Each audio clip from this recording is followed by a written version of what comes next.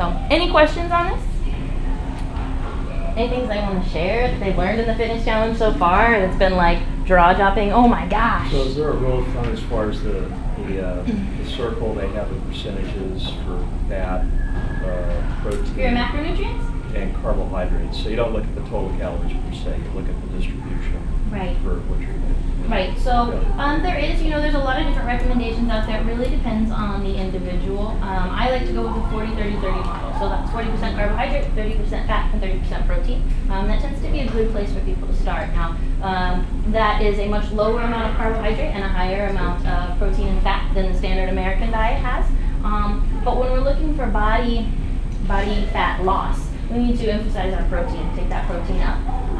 And so that's a way to do it. And as long as you're eating good fats, it's okay to have a little bit more fat, right? Olive oil, nuts, seeds, avocado, salmon, those type of things. Those fats are okay to have a little bit higher.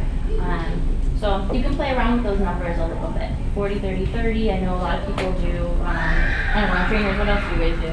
40-40-20. Yep, 40-40-20. Which would be 40 protein, 40 carbs, 20% fat. So it all really depends on the individual and what's good for you. People's bodies run differently. Some people run really effectively on carbohydrates. Some people run really effectively on fat, on proteins. So it takes a lot of experimenting and seeing how you feel the best. And doing that slowly. You would never want to say like, well, I don't think I'm gonna eat carbs anymore, so I'm just gonna go, right into it. Your energy, you're just gonna feel terrible. So your body, is used to running a certain way. Make those changes slowly. Start trying things and then see how your body feels and adjust. Maybe make some food notes, journal notes like, oh man, today I was so tired, I needed more of whatever. Yeah, and you can use those notes. I don't know, some of you guys do already use the notes in MyFitnessPal. There's lots of note sections under exercise and food. And feel free to use those because the plussers, they are, that's what they have to do to get points every day for notes. And I think it's not only funny to look back at it, what was going on in your life. Like it's almost like a diary in a way. But it's also really interesting to see the changes over time and how, I feel tired on this day or the next day. What did I eat the previous day? Is there any correlation to how I'm feeling? Like if you really get into that, you can really make some major changes. Yeah, definitely. Any other questions, comments, things you think? Yeah. When's the best time to eat? When you're breaking up your carbs and your proteins, is it before you exercise or after you exercise? So again, this is something that depends on the individual. I think some people need a little bit of carbohydrate throughout the day. For me personally, I like to load most of my carbohydrates in the morning. So when I get up, my breakfast is probably my heaviest carb meal, and then before a workout or after a workout, again, having some more carbohydrate. And then again, eating within your metabolic window. So we talked about that a lot in Fitness Challenge Plus. Eating after you exercise, within a 30 to 45 minute gap post-exercise, you want to eat, refuel those muscles. A lot of times people, they go to the gym, they go home, they shower, and then 3 hours later they're having their meal to replenish their muscles. Well, the damage has already been done. You want to refuel those muscles, with your proteins and carbohydrates. So, yeah, and again, spacing them out throughout the day, I think is really important. A lot of times when we're looking at our calories, we're like, oh no, I already ate 1,000 calories. I'm not going to eat again until whatever, I'm going to save those calories for later, right? Well, maybe we break them up and have 200 here and 200 there and try to space it out a little bit. And again, see how your body feels with that. That's a great question. Anybody else? No? Great opportunity. She's standing right there. Ask those questions. Anything at all. There are no bad questions. Yes? So for vegans, Okay. the protein is a difficult thing, even though I do know how to get my protein sources from that, but just getting enough is my struggle. Yeah, do you juice at all? I don't because of the sugar. And Okay. it's been making me a little nervous, but I have been a little bit more. Okay. now.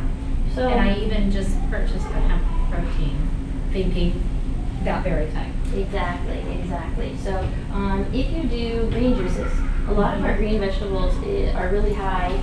You have to consume a lot of them to get a lot of protein. Yeah. But if you can juice them, it makes it easier to consume more of them. So you can juice them, kale, spinach, all of those things do have a little bit of protein in them, and the juice that you get from them, you can drink a lot easier than eating 19 cups of kale or 19 cups of whatever to get to that Especially kale. So that's one thing that will help. Yeah. Yes, you'll be chewing all day long. That's one thing that will help. Hemp seeds are a great option. Chia seeds are a great option. They make hemp proteins. They have pea protein that you can use for that. And sometimes your protein goals may just be a little bit lower. Being a vegan and even vegetarians struggle with that a lot, trying to get that number up there. Usually I've been 60-20-20. Okay. And that, I've functioned that way for quite some time and have been, feel like that's fine.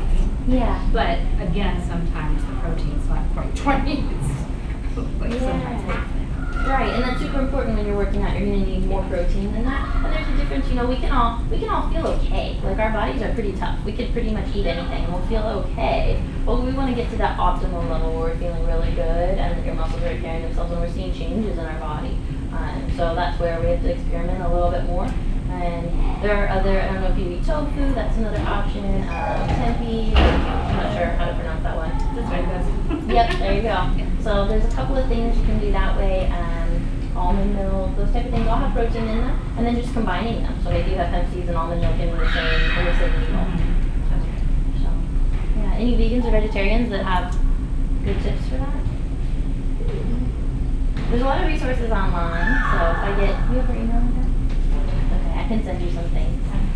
And I just recently did some research just to make sure what I have stocked normally, and I had a good amount of it, but then I discovered some new things that I'm like, hey, I should really try that. Yeah. And like the hemp protein was one of the things. It's totally doable. There are vegan bodybuilders out there who have huge amounts of muscle, you know? So it's possible to explore those options. You know, Brittany, I've experimented with a lot of the special types of flours.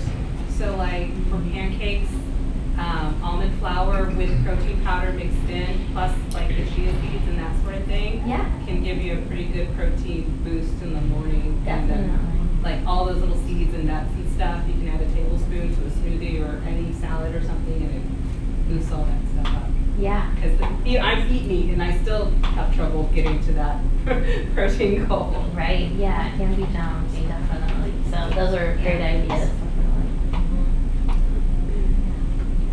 Anybody else? Anything? Questions at all? Protein, I get protein powder, and that's just as good as eating protein from vegetables. No. The only way I get my protein is you got to take protein powder. There's no other way in the world I got up to 40, 30, 30. Yeah. It's real tough. Yeah, so it is really tough if that's not, you know, the way that you're used to eating. It's kind of, it's a big change in our diet. And protein powders are okay. I mean, I don't think that they're the best source of nutrition because obviously anything that's real is probably a little bit better for us. But if you're just trying to get up to that number and you need something quick, then they're a good alternative for that. There are some, I think, that are a lot higher quality than others. They make egg white protein powders that are a little bit more pure sometimes, rather than like a casein or a whey. Those tend to have a lot of chemicals and artificial flavors and those type of things, where if you use a powdered egg white, you can pretty much put it in anything and the flavor just kind of mixes into it. You don't really notice it. Incorporating liquid egg whites is another really good thing to do. So if you have a whole egg, maybe do a couple of egg whites, and that will help you get your protein up. And then protein combinations, nuts and seeds together, milk and, you know, whatever it is that you have, bringing those things together in a meal. A lot of times people think, oh, well, I have my protein, I have my chicken, right? Well, but that doesn't mean that you can't put hemp seeds on top of it, or that doesn't, you know, you can always add a little bit more if that's a goal that you want to get to. Yeah. Anybody else? No? Any trainers have anything to add? Thoughts? Things? No? I think everybody's doing a pretty good job from what I've seen so far. We're moving along well. I've been happy to see the increase in daily calorie intake. That's been, I think, a big one for us, seeing breakfast in there. So it's good. Yeah. One thing that I didn't go over, and I'm going to try to go over it really quick, and if I say it too fast, slow me down. So the reason that we're so worried about our calorie goal is because we've seen this in the past in other challenges, and we've seen it in our clients and things. If your calorie goal is too low, right, our body starts using our lean mass, our muscle tissue, as fuel. So we want to make sure we have enough fuel to function. Not only that, but if you do this challenge, you're here for 6 weeks, you're logging consistently, you're only eating that amount of calories, as soon as the challenge is over, what's going to happen? Yeah, if you only eat 1,200 calories for 6 weeks, you're going to be starving after 6 weeks. And you're going to go eat 24, 25, 3,000, 5,000 calories a day afterwards. And then you're going to end up with a lower lean body mass, and you're going to eat a lot more, and you're going to gain weight, and your metabolism is going to be slower because you lowered your lean body mass when you weren't eating enough for those 6 weeks. So it is very, very important that you eat enough and enough protein for your body so that you can make your metabolism go up rather than letting it go down after the challenge. Okay? Does that make sense? Can I ask a question too? Yes. We talked a little bit about, we kind of debated this, whether we wanted to bring it in, but just about the eating for your family thing. Oh, yeah. So something we talked about in other Healthy Huddle-Ups and other talks, people often say, well, my kids can have that because they're kids, right? But that doesn't make it okay because they're human beings just like us. Their organs function the same way ours do, and just because they're young doesn't mean that they can eat bad food. There's a lot of research that's gone into the amount of fat cells that our bodies have, right? The amount of fat cells doesn't grow. The size of the fat cells grow, right? So you have a certain number of fat cells, and those fat cells get bigger when we get bigger, right? It's not like, oh, I ate a cheeseburger, now I have 15 more fat cells. That's not the way that happens. They just get bigger over time, right? And so how do we get that number? Or where's our starting point? How do we know how many fat cells we have? When does that happen? Birth? Well, maybe at birth. They're saying that it happens throughout your childhood. So by the time that you hit puberty, whatever amount of fat cells you have is the amount of fat cells that you have. So if your children are overweight, or if our kids are overweight when they're younger, they're more likely to be overweight when they're older. Not just because of their eating patterns, but because now their body has this predisposition to be a certain way. And so it's really, really important that we try to help them along in that journey to teach them about eating healthy and try to reduce their risk for being overweight as they get older, having higher body fat percentages as they get older. I don't think that could be emphasized enough. I definitely come from a family that we like to reward our kids with food and, oh, it's okay, they're just kids, we'll give them that, or, you know, that kind of thing. So we treat them with cookies, but maybe we should be treating them with something else. So that's what you were meaning? Okay. All right. That's it? Excellent.